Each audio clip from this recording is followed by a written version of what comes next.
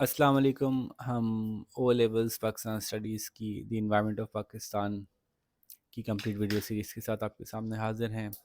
Unit one को बहुत detail में पढ़ रहे हैं हम, क्योंकि यूनिट वन से ही सारे चैप्टर्स आगे फिर एक्सट्रैक्ट होंगे। उसमें हम टोपोग्राफी ऑफ पाकिस्तान के बारे में बात करते हुए आज पोटोवार प्लेटू से स्टार्ट करेंगे और कोशिश करेंगे पोटोवार इंडस कवर कम से कम हो ही जाए, और साथ में अगर डेजर्ट भी कवर हो जाएंगे तो पूरा टॉपिक कवर हो जाएगा। तो देखें, जो हमारे डिस्ट्रीब्यूशन थी वो इस मैप में क्लियर हुई हुई है। नॉर्दर्न माउंटेन्स और नॉर्थ वेस्टर्न माउंटेन्स हम डिस्कस कर चुके हैं, और आप ये देखिए वेस्टर्न माउंटेन्स और बलूचिस्तान प्लेटू हम डिस्कस कर चुके हैं। और अब हम बात कर रहे हैं पोटोहार प्लेटू या पोटवार प्लेटू। हम पोटोहार असल में उर्दू में कहते हैं ना, तो इसलिए पोटोहार ही निकलता है। लिखने में जो स्पेलिंग है इंग्लिश में वो पोटवार है।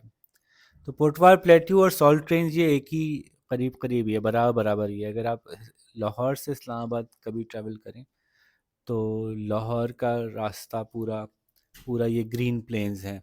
आपको ग्रीन प्लेन्स मिलेंगी लाहौर में।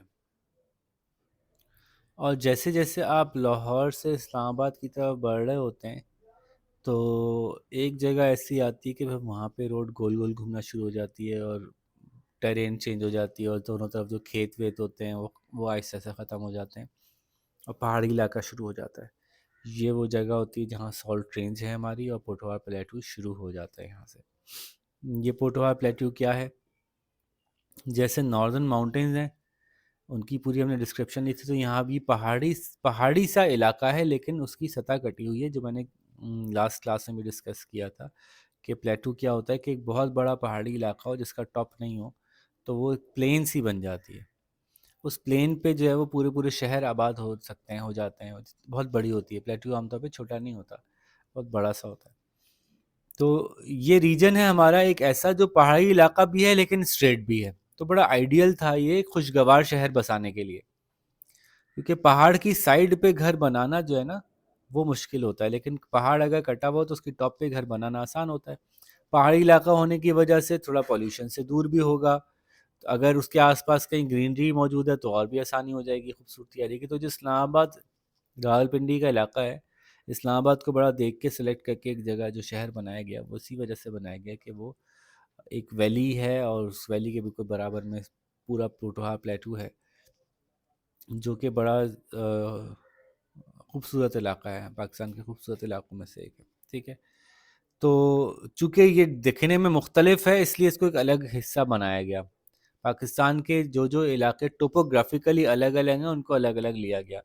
तो जैसे पूरी प्लेन्स दिखने में कमोबेश एक जैसी हैं। दरियाए सिंध का जहाँ से चलता है, तो लाहौर से लेकर यानी इस्लामाबाद पिंडी के बाद से या पोटवा प्लेटू के आगे से जो हमारा शुरू होता है दरियाई निज़ाम, तो दरिया के चारों तरफ जो ज़मीन है वो एक जैसी दिखती है। कहीं ज़्यादा ज़रख़ेज़ कहीं कम ज़रख़ेज़, लेकिन दिखने में उसके फीचर्स एक जैसे हैं, यहाँ तक कि वो सिंध तक आ गई। तो ये पूरा हमने एक बना दिया रीजन। वेस्टर्न माउंटेन्स एक जैसे दिखते हैं, एक रीजन बना दिया। बलूचिस्तान प्लेटू एक जैसे दिखता है, उसका एक रीजन बना दिया। नॉर्दर्न माउंटेन एक जैसे दिखते हैं, उनका एक रीजन बना दिया। तो चूंकि ये, हालांकि ये पोटोहा प्लेटू और सॉल्ट रेंज एक सबसे छोटा सेक्शन है हमारी टोपोग्राफी का, लेकिन चूंकि अलग दिखता है इसलिए इसका अलग रीजन बनाया है। समझ में आती है बात?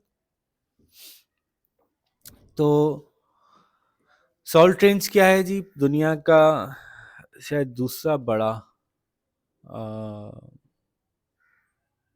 नमक की कान पाकिस्तान में मौजूद है।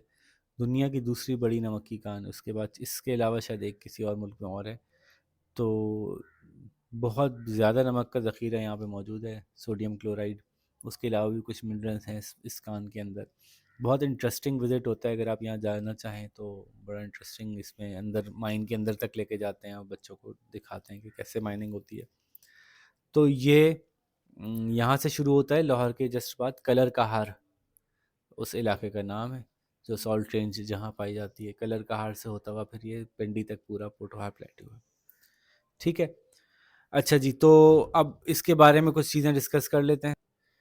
तो पोटोहार प्लेटू के अंदर जो फिजिकली देखने में कुछ चीज़ें नज़र आती हैं, उसमें से कुछ रिजेस हैं। रिजेस यानी पहाड़ियों के कटे हुए हिस्से, या स्मॉल रिवाइंस, छोटे छोटे दरिया जिनको आप झरने कह लें, या इनको आप, और वहाँ पे डीप रिवाइंस भी हैं यानी गहरे दरिया भी हैं।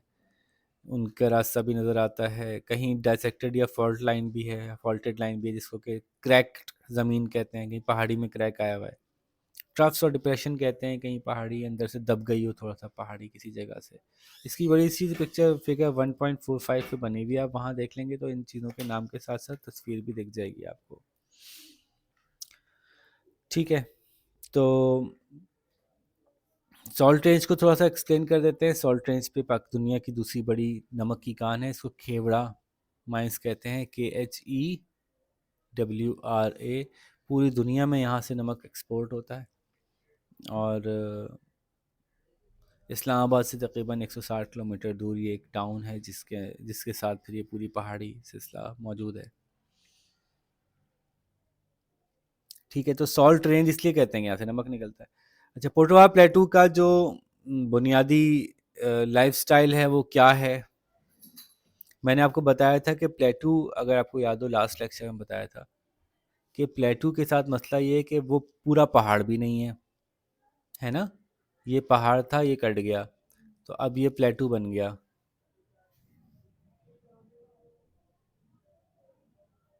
तो उससे एक नुकसान ये होगा कि स्नो कैप तो नहीं है ये, तो फिर यहाँ पानी कैसे आएगा?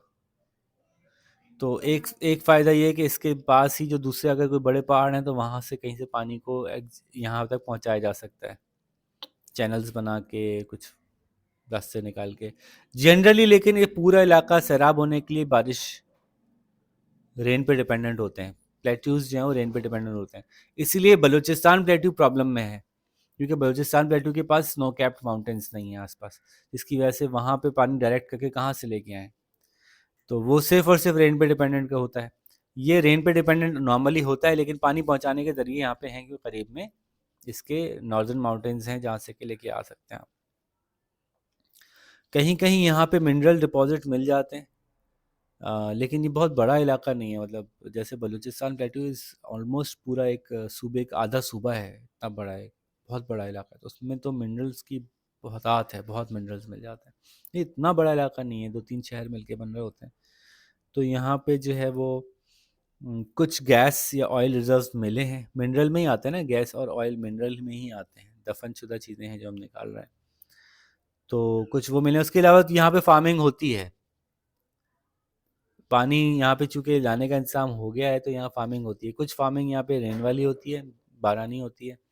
कुछ फार्मिंग जो है वो यहाँ पे कैनाल्स के थ्रू भी कर लेते हैं थोड़ी बहुत। अच्छा, चूँकि पोटवा प्लेटू जो है उसी के पर आस पास जाके हमने अपना कैपिटल सिटी बनाया है, उसकी वजह से इसकी डेवलपमेंट भी बेहतर हो गई है। हो सकता है कि ये भी बलूचिस्तान प्लेटू की तरह नहीं डेवलप होता, लेकिन चूँकि हमारा कैपिटल सिटी अब करीब में बन गया है, तो कैपिटल सिटी जहाँ करीब में होता है उसके आसपास के शहर या इलाके भी अच्छे डेवलप हो जाते हैं। तो अब यहाँ पे रोड नेटवर्क प्रॉपरली अवेलेबल है, यहाँ पे रेल नेटवर्क है, यहाँ पे नेटवर्क नहीं है तो कम से कम रेल पहुँचती है यहाँ तक। ठीक है, एयर ट्रांसपोर्ट है, शहर मौजूद हैं, रावलपिंडी। ठीक है, और पॉपुलेशन डेंसिटी बेहतर है यहाँ की, क्योंकि माहौल अच्छा है, बहुत ज़्यादा गर्मी नहीं है, बहुत ज़्यादा सर्दी नहीं है, मुनासिब अच्छा माहौल है, खुराक प्रॉपर मौजूद है। ट्रांसपोर्टेशन, जब मैंने आपसे कहा कि सबसे इम्पोर्टेंट है कि जहाँ सड़क बन गई ना वहाँ पे ज़िंदगी बेहतर हो जाती है, तो ट्रांसपोर्टेशन प्रॉपर मौजूद है। यहाँ पे हमारी मोटरवे गुजरती है यहाँ से, तो मोटरवे जहाँ से गुजर जाती है वो इलाके वैसे ही बेहतर आबाद हो जाते हैं। तो इसलिए यहाँ पे जो सेटलमेंट्स हैं वो कौन कौन सी हैं, कुछ मशहूर शहरों के नाम मैं आपको बता देता हूँ। रावलपिंडी, इस्लामाबाद, जेहलम, चकवाल, ये यहाँ पे मशहूर हैं। गंदम भी उगती है यहाँ पे, और मैंने बताया कि कुछ कुछ मिनरल्स यहाँ से, मार्बल, ऑयल, गैस, और कुछ कारखाने हैं यहाँ पे जो कि यहाँ पे चल रहे हैं ऐसे इन इलाकों में। जैसे कि ऑयल निकलता है तो ऑयल का कोई कारखाना होगा, मार्बल निकल रहा है तो मार्बल का कारखाना होगा। ठीक है, तो ये था आपका पोटोहा प्लेटू। अब हम आते हैं अपने सबसे बड़े टॉपिक की तरफ, वो है इंडस प्लेन्स। इंडस प्लेन का मतलब क्या हो गया? दरियाए सिंध जहाँ से गुज़र रहा है, वहाँ जो प्लेन्स हैं, जो मैदानी इलाके हैं, वो इंडस प्लेन कहलाते हैं। मैंने आपको बताया कि दुनिया में चंद ही ऐसे जगह हैं जहाँ पे कि इतना नेचुरली, इतना ज़बरदस्त पानी का इंतज़ाम मौजूद है, गैंगस यानी गंगा एक है उसमें से, एक ये इंडस है। इसीलिए जहाँ जहाँ ये इंतज़ाम मौजूद है, नेचुरली सारा पानी स्टॉक हो जाता है ऊपर बर्फ़ की शक्ल में। एक तरह से स्टॉक हो गया ना, मोटर चला के किसी ने पानी ऊपर वाली टंकी पे भर दिया, फिर सारी गर्मियों में पानी आता रहेगा। तो ये जो नेचुरल टंकी का निज़ाम है, ये दुनिया में हर जगह नहीं है, कम जगहों पे होता है। जहाँ होता है दुनिया में, वहाँ पे बहुत पुराने ज़माने से आबादी होती है। तो दुनिया में पुराने ज़माने में लोगों के पास तो ना मोटरें थी, ना पानी की कोई इस तरह की चीज़ें थी। पीने का पानी उनको मुस्तकिल अगर सारा साल कहीं मिल रहा होता था तो वहीं रह जाते थे, वहीं पे अपनी कुछ चीज़ें उगा ली, वहीं पे अपने जानवरों को पाल लिया। तो इसलिए जहाँ जहाँ आपको इस तरह के दरिया मिलते हैं जो नेचुरली पहाड़ों के पानी से, पहाड़ों के बर्फ़ के पानी के पिघलने से बन रहा है, चूँकि वो सारा साल चलते हैं वो दरिया, ऐसे दरियाओं के गिर्द आपको पुरानी सिविलाइजेशंस मिलेंगी। तो एक दरिया आपका ये है, दरिया इंडस। दरिया इंडस में मज़े की बात है कि इंडस ही की वजह से इंडिया का नाम इंडिया है, और वो ही इसमें इंडिया में नहीं है, ये एक मसला है। इंडिया जो है वो इंडस से निकला है, और हिंदू का नाम भी हिंद, दरियाए हिंद से निकला है। ये हिंद और सिंध एक ही चीज़ है। तो इसलिए भी एक प्रॉब्लम रहता है इंडिया वालों को, हमारे इंडिया में जो भाई लोग रहते हैं, कि यार ये जो हमारा, जिसके ऊपर हमारा नाम था वो तो हमारे पास रहा नहीं, हम हिंदू हैं और हिंदू ही चला गया हमारे पास से। ठीक है, तो ये इंदस, इंदू, हिंदू, हिंदस, ये इसी का नाम था। इसी की वजह से इस इलाके को हिंदुस्तान कहते हैं। हिंदू मज़हब नहीं है, बल्कि हिंदू इलाका है, जिसका जो कि हिंद यानी इंडस से निकला है। इसीलिए आप कहीं कहीं आप हैरान होते होंगे, पुराने ज़माने की शायरी में कोई मुसलमान भी अपने आप को कह देता है हम हिंदुस्तानी, तो वो आप कहते होंगे यार ये क्या हिंदू हैं जो हिंदुस्तानी? नहीं, तो हिंदू नहीं है, बल्कि हिंदुस्तान से मुताल्लिक़ होने वाले लोग अपने आप को हिंदुस्तानी कहते थे पहले। ठीक है, तो ये दरियाए इंडस जो है वो मुख्तलिफ़ दरियाओं से मिलके बनता है। शुरू कहाँ से होता है? शुरू आप देख रहे हैं कि दरियाए सिंध या इंडस रिवर यहाँ से शुरू होता है, नॉर्दर्न माउंटेन से। सवात का दरिया, सवात उसमें आके गिरता है, दरिया काबुल उसमें आके गिरता है, और प्रॉपरली जो है उसकी ये जगह है जहाँ से कि अपनी फुल फ्लैज अकेला सफ़र शुरू करता है, दरियाए सिंध। इसी तरह से अब जो दरियाए कागान है, या क्या नाम है, कुन्हार, दरियाए कुन्हार है, दरियाए नीलम है, ये कश्मीर से इधर से होते हुए आ रहे होते हैं। तो ये मुख्तलिफ़ छोटे दरियाओं की शक्ल में आ गए हैं। आपको पता है कि ये दरिया इंडिया से भी आ रहे हैं। तो इंडिया का और पाकिस्तान का इसमें थोड़ा सा झगड़ा था कि जब इंडिया बन गया तो इंडिया ने सारे दरिया काट दिए, ये सब खुश्क हो गया। तो इस पे जंग हो सकती थी कि यार ये कैसे आप काट सकते हैं हमारा पानी। उन्होंने कहा आपका पानी तब होगा ना आपके पास आएगा, हमने पहले ही काट दिए, सारा पानी हमने रख लिया। तो ये सिर्फ यहीं से एक स्ट्रीम आ रही थी, जो मेजर स्ट्रीम यहाँ से थी, जो कि पूरे पूरे सूबे को सैराब कर रही है, इन्होंने काट दी थी। इस पे जो है वो काफ़ी लड़ाई झगड़ा हुआ, उसके ऊपर जंग की सूरत हाल हो गई। फिर दुनिया भर की बड़े बड़े मुल्क भी इस पे बैठे, और वर्ल्ड बैंक बैठा, और पता नहीं कौन कौन बैठे, उन्होंने मिलकर इंडिया पाकिस्तान का आपस में एक मुआहिदा करवाया कि 4 में से 2 तुम ले लो, 2 तुम ले लो, चलो ठीक है। सारे पाकिस्तान को भी नहीं दो, सारे इंडिया को भी नहीं दो, 2-2 कर लो भाई। तो ये 2 तुम्हारे, ये 2 तुम्हारे। हम वाटर रिसोर्स को पढ़ेंगे ना, फिर हम तफसील से इसको पढ़ेंगे कि कौन से 2 किसके हैं, कौन से 2 किसके हैं। बहरहाल, तो ये सारे हर वक्त पानी से भरे हुए नहीं होते, क्योंकि इंडिया के भी पास भी रिसोर्स में से है, तो कुछ इंडिया अक्सर पानी इसका रोक के रखा हुआ होता है, तो आपको खुश्क मिलते हैं कभी कभी इनमें से 2 दरिया। खैर, तो दरियाए सिंध जो है वो ये चल रहा है, देखें ना नाबिया बाजी, ये याद होना चाहिए, ये दरियाए सिंध चल रहा है, इंडस रिवर चल रहा है, और ये यहाँ से होता हुआ ये जाके समंदर में गिर रहा है। ठीक है, ये है दरियाए सिंध। अब ये सिंध में तो नहीं है, ये तो केपीके से शुरू हो रहा है, सिंध में तो नहीं है। तो सिंध का नाम भी इसके ऊपर था, इसका नाम सिंध पे नहीं है, सिंध का नाम इस पे है। मदर ये है, ये बच्चा है। सूबा सिंध जो है वो दरियाए सिंध के ऊपर नाम रखा गया, क्योंकि इस दरियाए सिंध यहाँ ख़त्म होता है, इसलिए इसका नाम सिंध रखा गया। ठीक है, बात समझ आ रही है? तो ये जो दरियाए हिंद है, दरियाए सिंध है, दरियाए इंद है, मुख्तलिफ नामों से बुलाते हैं तो मुख्तलिफ ज़मानों में। तो शुरू यहाँ से हो रहा है, और जो जो दरिया इसके अंदर पानी अपना गिरा रहे हैं, मेन दरिया का नाम इंडस है, इंडस के अंदर जो जो अपना पानी गिरा रहे हैं वो कहलाते हैं इसकी ट्रिब्यूटरीज। क्या कहलाते हैं? ट्रिब्यूटरीज। तो इंडस रिवर की मुख्तलिफ ट्रिब्यूटरीज हैं। जो ट्रिब्यूटरीज उसको शुरू में मिलती हैं, उसमें रिवर सवात है, रिवर काबुल है, तो ये इसमें आके गिर रहे हैं। लेकिन जो पंजाब में हमारे पास ट्रिब्यूटरीज मिलती हैं वो कौन कौन सी हैं? सतलज, रावी, चनाब, झेलम। ये तरतीब याद कर लो खाली, तो खुद ब खुद सेटिंग बन जाती है। आप क्या करते हो, एक इंडस बनाते हो और उसको आप ऐसे करके दो निकालते हैं, ठीक है, फिर यहाँ से दो निकालते हैं, फिर यहाँ से दो निकालते हैं, नीचे वाले को सतलज, रावी, चनाब, झेलम ऐसे कर देते हैं, ठीक है। तो ये डायग्राम इस तरह से बनाने की प्रैक्टिस कर लें कि ये इंडस आया, दो टुकड़े हुए, ये मेन इंडस चल रहा है, तो सबसे नीचे वाला सतलज हो गया, सतलज से पहले दो टुकड़े हुए रावी हो गए, रावी से पहले दो टुकड़े हुए चनाब हो गए, चनाब से पहले दो टुकड़े हुए झेलम हो गए। जहाँ पे सारे दरिया आके मिलते हैं इस जगह को कहते हैं पंज नद। क्या कहते हैं? पंज नद। पंज कहते हैं पांच को, नद मतलब नदी, पानी, पंज नद। तो पंजाब का नाम भी इसी वजह से पंज आब है, ठीक है, पंज आब है ये, पांच दरिया, पंज आब। तो इसमें पांच दरिया बहते हैं, ये देखें पांचों दरिया बहते हुए, एक रिवर इंडस, रावी, झेलम, सतलज और चनाब,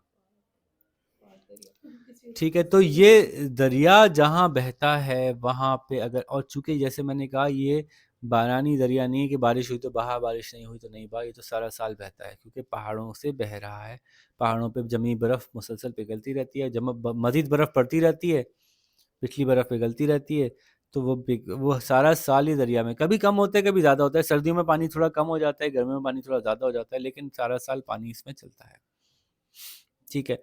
तो ज़रा इंडस के साथ साथ हमेशा से आबादी रही है, बहुत ज़मानों से आबादी रही है, ड्रविडियंस के ज़माने या शायद उससे ही पहले से रही है, जिसको आप कहते हैं जी मोहनजोदड़ो का ज़माना, जो आज से 8,000 साल पहले, 7,000 साल पहले से, जबकि दुनिया में कहीं आबादी के ट्रेस बहुत कम मिलते हैं, यहाँ पे सिविलाइजेशंस रही हैं, और फिर यहाँ पे मुख्तलिफ लोग हमला भी नहीं कर पाते थे क्योंकि यहाँ घुसना ही बड़ा मुश्किल होता था।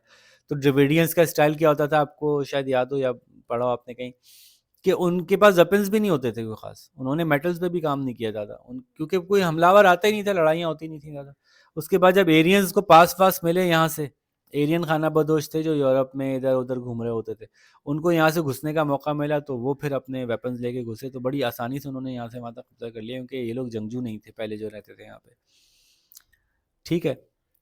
तो अभी जो आप आज हम लोग, आप लोग अपने आप को जो देख रहे हैं, हम लोग एरियंस को की नस्लों में से हैं, जो असल यहाँ के रहने वाले थे, जिनकी कि वो थी मोहनजोदड़ो था, वो श्रिंक करके इधर कहीं आ गए थे इस तरफ, तो आपको बलोची ट्राइब्स में कहीं वो नज़र आते हैं उनके रंग रूप। बाकी जो अब जो इंडिया पाकिस्तान का ज़्यादातर इलाका है वो एरियंस हैं, वही हिंदू मज़हब लेके आए थे, एरियंस की ये कास्ट सिस्टम जो था ना, हिंदू मज़हब का कास्ट सिस्टम था कि मुख्तलिफ कास्ट एग्जिस्ट करती हैं। खैर, तो वापस आते हैं, तो नॉर्दर्न पार्ट्स जो है वो इंडस का upper part northern Indus part कहलाता है, और फिर पंजनद आता है, पंजनद सेंट्रल पार्ट है इसका, इंडस प्लेन्स का, यहाँ पे सारे दरिया आपस में मिलते हैं। तो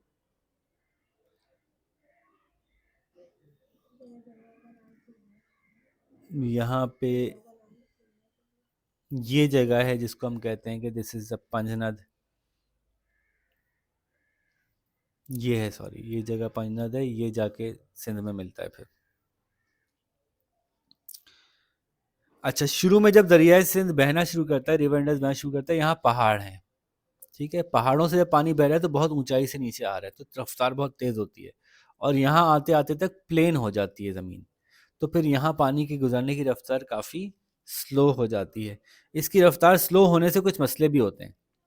वो क्या होते हैं, जब जब भी पानी ऊपर से आ रहा है मुसलसल अपने साथ मिट्टी नीचे लेके आ रहा है, और दरख्त तो हम काटते रहते हैं, हम शौकीन है दरख्त काटने के, सांस तो हमें लेना नहीं होता, तो दरख्त कटने की वजह से ही मिट्टी जो है वो काफ़ी पहाड़ों पे से झड़ती है, वो मिट्टी पानी के साथ साथ बहुत तेजी से नीचे आई और एकदम से पानी की स्पीड स्लो हो गई, तो फिर मिट्टी कहाँ जाएगी? वो नीचे बैठ जाएगी। मिट्टी के नीचे बैठने से क्या होगा? दरिया की कैपेसिटी कम हो जाएगी। अब दरिया में पानी ज्यादा आएगा तो ऊपर ऊपर से बहना शुरू हो जाएगा, सैलाब आने का चांस बढ़ जाएगा। ये बात समझ में आती है? दरिया का एक चैनल है, जब पानी बहुत सारा ले लो, जैसे चुल्लू ले लो, अपने चुल्लू में बहुत सारा पानी ले लो, चुल्लू की जो कैपेसिटी होगी उतना पानी आएगा। चुल्लू में पहले ही बहुत सारी मिट्टी भर लो और उसके ऊपर एक गिलास पानी डाल दो, तो चुल्लू में पानी नहीं रहेगा बल्कि बाहर बह जाएगा। तो इसी तरह से दरिया के नीचे जब मिट्टी बैठ जाती है, ठीक है, दरिया के नीचे अगर मिट्टी बैठ जाती है तो फिर जब इसमें पानी ज्यादा मकदार में आता है तो फ्लडिंग होती है, बाहर बहता है वो पानी। दरिया की कैपेसिटी वैसे ही कम हो जाती है अपनी पानी होल्ड करने की।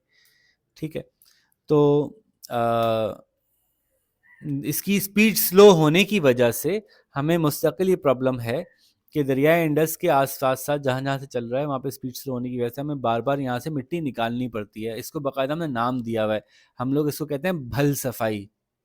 क्या कहते हैं?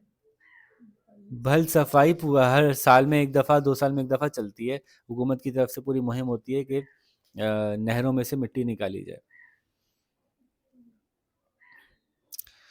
ठीक है, दरिया इंडस जब पुराने ज़माने में बगैर डैमों के बहता था, डैम की वजह से पानी रोक लेते हैं ना हम, पूरा पानी जाने नहीं देते, जब बगैर डैमों के दरिया सिंध बहता था तो उसको क्रॉस, मतलब इतना लंबा होता था कि बाज़ जगहों पे इतना चौड़ा है कि किलोमीटर्स चौड़ा है, इतना चौड़ा है दरिया सिंध बाज़ जगहों पे।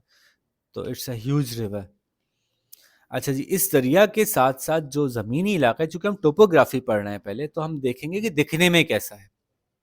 दरिया के साथ साथ जो दिखने में कुछ फीचर्स हैं, मैं उनको पहले एक्सप्लेन कर दूं आपको, फिर हम आगे चलते हैं। देखिए, कुछ शक्लन, मुख्तलिफ़ तरह के शक्लें मौजूद हैं इंडस प्लेन में, उनके नाम हम बताते जाएंगे और आपको दिखाते जाएंगे कि उसको किस, इसका, इस लफ्ज़ का क्या मतलब है। Once again, most of the times इन अल्फाज का को याद करने की या इन अल्फाज की एग्ज़ाम में ज़रूरत नहीं पड़ती, लेकिन एज एन इंफॉर्मेशन ये अच्छी है कि आपको पता होना चाहिए कि क्या क्या चीज़ें एग्जिस्ट करती हैं इंडस प्लेन में। सबसे पहले तो दरिया अगर बह रहा है तो दरिया के बिल्कुल साथ वाला इलाका जो है, वो जो सीधा सीधा इलाका होता है, ये सबसे ज़रख़ेज़ इलाकों में से एक होता है, लेकिन this is called active flood plain. Active flood का मतलब क्या है? ज़रा सा भी दरिया में पानी ज़्यादा आएगा तो इधर ही आएगा, ठीक है ना, दरिया के बराबर वाले किनारे जो हैं, तो यहाँ पे किसी को आबाद होने की इजाज़त नहीं होती ऑफिशियली, लेकिन लोग फिर भी आबाद होते हैं। फिर थोड़ा सा भी दरिया में पानी बढ़ता है, फिर इनके घर डूब जाते हैं, फिर ये लोग रोते हैं। तो बहुत दफ़ा तो लोग आबादी इसलिए होते हैं ताकि कि फ्लडिंग में थोड़ा सा उनको प्रॉब्लम हो, फिर वो उस पर वो कहें कि लाओ भैया अपने पैसे दे दो। खैर, तो ये एक्टिव फ्लड प्लेन कहलाती है। इसमें भी मज़ीद कुछ मज़े मज़े के डिज़ाइंस हैं, जैसे कि बाज़ों का दरिया ऐसे जा रहा होता है कि ये दरिया चल रहा है, दरिया के बीच में एक पीस ऑफ लैंड है। जब दरिया कम कम पानी आ रहा है तो ये लैंड नज़र आ रही है आपको, जब पानी ज़्यादा हो गया तो ये लैंड गायब हो गई। ठीक है, तो दरिया के बीच में भी जो है वो कहीं कहीं आपको ऐसा चैनल देखेगा। इसको कहते हैं, जैसे चुटिया नहीं बना दी होती, ब्रेडेड चैनल दरिया का कभी कभी चलता है। इससे कोई फ़र्क नहीं पड़ रहा, just a piece of information है कि कोई आपसे कहे कि यहाँ दरिया स्ट्रेट जा रहा है, यहाँ ब्रेडेड है। ब्रेड का मतलब बीच में कोई छोटा सा एक टापू सा है, उसके इधर से उधर से पानी बह के जा रहा है। ये कभी कभी गायब भी हो जाएगा, जब पानी ज़्यादा बढ़ेगा तो उसके ऊपर से जाना शुरू हो जाएगा पानी। अच्छा, कभी कभी दरिया यूं बह रहा होता है, ट्यूं ट्यूं ट्यूं ट्यूं ट्यूं। अब बताइए, जब सैलाब आएगा तो पानी यहाँ से भी डायरेक्ट जाना शुरू हो जाएगा, तो ये एक्टिव फ्लड प्लेन जो है ना, वो ये एक्सटेंडेड हो जाएगी इसकी।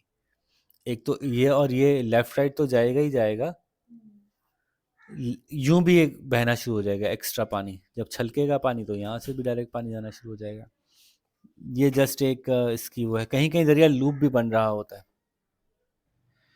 ठीक है, तो ये जो मैंने आपको बताया कि ब्रेडेड रिवर चैनल होती है, मैंने कहा लूप में भी होती है। अच्छा, इस लूप में होने की वजह से क्या होता है कि थोड़ा डिफरेंट सा एक इन्वायरमेंट बन सकता है। वो कैसे कि ये दरिया जा रहा है, फिर दरिया ओवरफ्लो हो रहा है, यहाँ से ओवरफ्लो होते होते यहाँ की मिट्टी भी बहना शुरू हो गई, दरिया के साथ बह के यहाँ चली गई, तो यहाँ थोड़ा गढ़ा सा हो गया। जब गढ़ा सा हो गया तो दरिया यहाँ पे आके यहाँ डंप होना शुरू हो गया। तो ये क्या हो गया, ये एक छोटी सी, बज़ाहिर देखने में एक छोटी सी लेक का सा, पॉन्ड का सा फीचर बन गया। कि दरिया यहाँ से बहता हुआ आया, इसमें डंप हो गया। हालांकि पहले ये यूं बह रहा था, गोल घूम के जा रहा था, लेकिन इसको क्रॉस ओवर कर लेने की वजह से यहाँ पे एक छोटा पॉन्ड्स की सी शक्ल बन गई, फिर यहाँ से दरिया आगे कंटिन्यू हो गया। तो जब भी दरिया ब्रेडेड शक्ल में होगा ना, सॉरी लूप की शक्ल में चलेगा ना, तो ये बीच बीच के हिस्सों में ना पॉन्ड पॉन्ड से बनते जाएंगे। डिपेंड करता है कि दरिया की रफ्तार कितनी है। अगर दरिया स्लो है फिर तो ऐसे ही जाता रहेगा, लेकिन अगर फ्लडिंग हो रही है या फास्ट बह रहा है तो फिर ये क्रॉस करेगा यहाँ से, और ये हिस्सा भी पानी से भर जाएगा। इनमें से कुछ हिस्से ज़्यादा भर जाएंगे, कुछ हिस्से कम भरेंगे, जहाँ स्लोप ज़्यादा होगा वहाँ ज़्यादा पानी भर जाएगा। ठीक है, तो ये एक फीचर है जो देखने को मिलेगा आपको। दरिया सिंध के साथ साथ कहीं कहीं आपको इस तरह के ही मिलेंगे, दरिया बहरा एकदम से कहीं चौड़ी सी जगह आई, फिर दरिया बहरा। तो एक्चुअली पहले वो यूं थी, फिर वो एक गोल सी जगह बन गई, पॉन्ड सा बन गया वो। ठीक है, इसी तरह से दरिया बहते बहते अपने लेफ्ट और राइट पे किनारा बनाता है, इसको रिवर बैंक कहते हैं।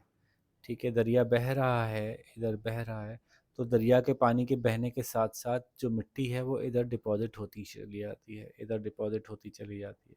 तो दरिया दरिया का किनारा खुद ब खुद थोड़ा सा ऊंचा होता जाता है वक्त के साथ साथ, जो ऊपर से मिट्टी बहती हुई आ रही है। यहाँ तो प्रेशर से बह रहा है ना, तो प्रेशर मिट्टी को किनारों की तरफ पुश करता रहता है, तो मिट्टी किनारों पे डिपॉजिट होती जाती है।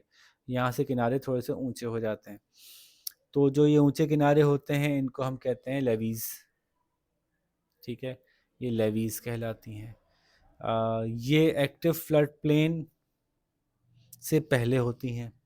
लेवीज़ दरिया का जस्ट बैंक है, रिवर बैंक, दरिया का किनारा लेवीज़ है। इसके बाद एक्टिव फ्लड प्लेन शुरू होती है। एक्टिव फ्लड प्लेन क्या होती है, मैंने क्या बताया कि जैसे ही पानी थोड़ा सा बढ़ेगा तो पानी बाहर बहेगा। ये जहाँ पानी फ़ौरन ही बाहर बहेगा वो एक्टिव फ्लड प्लेन है, यानी यहाँ पे विदाउट वार्निंग पानी आ सकता है। एक्टिव फ्लड प्लेन का मतलब है कि इन एनी केस, किसी भी टाइम पे कभी भी ऐसा हो सकता है कि यहाँ भी पानी मौजूद हो। तो इसको आप, ये हर वक्त फ्लड के लिए आप तैयार रहेंगे, यहाँ कभी भी किसी वक्त भी पानी आ सकता है, इसलिए इसको एक्टिव फ्लड प्लेन कहते हैं। ठीक है, ओल्ड फ्लड प्लेन्स क्या होती हैं? ओल्ड फ्लड प्लेन्स जो हैं वो एक्टिव फ्लड प्लेन से थोड़ी सी दूर होंगी, कि हाँ जब कभी ज़्यादा पानी आता है तो ज़्यादा पानी से दरिया ज़्यादा चौड़ा हो जाता है, जब ज़्यादा चौड़ा हो जाता है तो फिर यहाँ तक भी पानी आ सकता है नॉर्मली। तो फिर ये एक्टिव फ्लड प्लेन से थोड़ा सा पीछे जाएं तो जो दोनों किनारे दरिया के हैं, दोनों तरफ, ये ओल्ड फ्लड प्लेन्स कहलाएंगी। यहाँ हर वक्त पानी नहीं छलकेगा, लेकिन जब ज़्यादा पानी भरेगा तो फिर यहाँ छलक सकता है। अच्छा, ओल्ड फ्लड प्लेन्स जो हैं वो आमतौर पे एक बड़ा खूबसूरत सा दरियाए सिंध के, ख़ास तौर पे आपको पता है दरियाए सिंध की बहुत सारी ट्रिब्यूटरीज़ हैं, तो कई कई दरिया बैक वक्त चल रहे हैं, और दरियाए सिंध से भी कई कई नहरें बैक वक्त निकली हुई हैं। ऊपर से दरियाए सिंध आ रहा है तो उसकी नहरें बराबर पैरेलल पैरेलल बहुत सारी नहरें, और नहरों की सब नहरें ऐसे बनी हुई हैं ताकि पानी सब जगह पहुंच सके। दुनिया का तवील तरीन कैनाल नेटवर्क हमारे मुल्क में पाया जाता है, तो बहुत नहरें निकाली हैं हमने यहाँ से। ठीक है, तो ये नहरें जो हैं वो एक दूसरे के साथ साथ भी बाद औक़ात चल रही होती हैं, कुछ करीब करीब, कुछ थोड़ा सा दूर दूर। तो दो नहरों के बीच की जो लैंड है वो बहुत ही ज़रख़ेज़ लैंड होती है, क्योंकि यहाँ से ही पानी अवेलेबल है, यहाँ से ही पानी अवेलेबल है, यहाँ से भी मिनरल होते हुए आ रहे हैं, दरिया से बहते हुए मिनरल आ रहे हैं, यहाँ से भी दरिया से बहते हुए मिनरल आ रहे हैं। ये बहुत आइडियल होती है अगर फ्लडिंग ना हो तो अगर ये बहुत करीब हो गई तो फ्लड इसको पूरे को डुबो देगा, ये गायब हो जाएगी। थोड़ा फासले पे होंगे, मतलब समझ लें कि कई किलोमीटर्स का फासला होगा इनके बीच में, तो ये बहुत आइडियल लैंड होगी फॉर कल्टीवेशन, फार्मिंग। ठीक है, इसको एल्यूवियल टेरेस कहते हैं। क्या कहते हैं? Alluvial terrace. टेरेस आपने नाम सुना होगा, आपके घरों में होता है टेरेस, तो थोड़ी खुली जगह जहाँ बाहर आके बैठ सकते हैं। और एल्यूवियल है, एलिवेटेड है। आ, आ, जो इस दरिया का किनारा था, इस किनारे के बाद पहले क्या आएगा, बल्कि थोड़ी साफ जगह पे बनाता हूँ मैं ताकि क्लियर हो सके। ये इन्होंने बड़ी अच्छी सी पिक्चर बनाई हुई है कि एक ये दरिया बह रहा है, एक ये दरिया बह रहा है। इस दरिया के साथ और इस दरिया के साथ जो किनारा है, किनारे को हम क्या कह रहे हैं अनाविया बाजी? किनारे को हम लेवीज कह रहे हैं। लेवीज के फ़ौरन बाद कौन सा इलाका है दोनों दरियाओं के? Active flood plain, active flood plain जहाँ पे हर वक्त सैलाब आ सकता है। ये रहा दरिया, ये रहा दरिया, दरियाई किनारा लेवीज़, लेवीज़ के जस्ट बराबर में क्या है, active flood plain. Active flood plain के बाद क्या आती है, एक्टिव फ्लड प्लेन के बाद ओल्ड फ्लड प्लेन है, जहाँ पॉसिबल है कि जब ज़्यादा सैलाब आएगा तो यहाँ भी पानी आएगा। Old flood plain, old flood plain again, अब इससे कोई ताल्लुक नहीं है, ये याद रखना ज़रूरी नहीं है।